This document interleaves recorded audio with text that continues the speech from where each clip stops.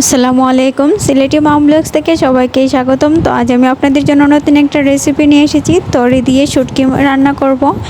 আর এই তরি সবজিটা আসলে আমার খুব বেশি প্রিয়, আর এর সাথে যদি শুটকি রান্না করা হয় তাহলে তার কোনো কথাই নেই। তো চলুন আজ আমি আপনাদের সাথে রেসিপিটা শেয়ার করছি।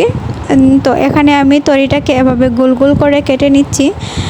তরিটা আমার কাটা হয়ে গেলে তো আমি একটা প্যানের মধ্যে দুটো শুটকি দিয়ে দিলাম 1 কাপ পরিমাণ পানি দিয়ে। আর শুটকিটা সেদ্ধ হয়ে গেলে আমি একটা ছাঁকনি দিয়ে এটাকে সেঁকে নিচ্ছি। এতে করে শুটকির কাঁটাটা আলাদা হয়ে যায় আর শুটকির পানিটাও ভালো মতো অ্যাড করা যায়। তো এখন আমি এখানে পেঁয়াজ দিয়ে দিব, রসুন দিয়ে দিচ্ছি। দিয়ে আমি সেম প্যানে, যে প্যানে আমি শুটকি সিদ্ধ করেছি সেই প্যানেই আমি তরিটা দিয়ে দিচ্ছি। দিয়ে একে একে সব মশলাগুলো দিয়ে দিব। এখানে লবণ দিয়ে দিচ্ছি, তারপর হলুদ হাফ চা চামচ, মরিচের গুঁড়ো হাফ চা চামচ।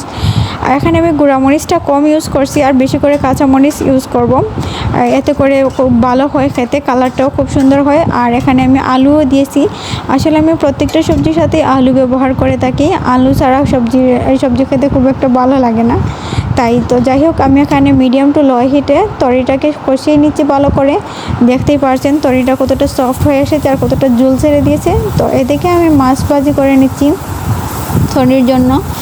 আর এখানে আমি তেল দিয়ে আর ফ্রাই প্যানে তারপরে আমি মাছগুলোকে ভেজে নেব। মাছ ভাজা হয়ে গেলে আমি তরির মধ্যে দিয়ে দেবো, কারণ আমার সবজিগুলো সেদ্ধ হয়ে গেছে।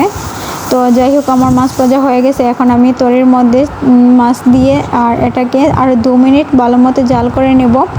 এখানে আমি আর কোনো পানি অ্যাড করছি না। আসলে আর পানি অ্যাড করার কোনো প্রয়োজনই নেই, কোজ সবজিটা রান্না হয়ে গেছে। তো যাই হোক, এখন আমি এটাকে সার্ভ করে নিচ্ছি। তো আমার এই রেসিপিটা যদি আপনাদের ভালো লেগে থাকে তাহলে লাইক করবেন, কমেন্ট করবেন আর সাবস্ক্রাইব করে পাশে থাকবেন। আল্লাহ হাফিজ, আসসালামু আলাইকুম।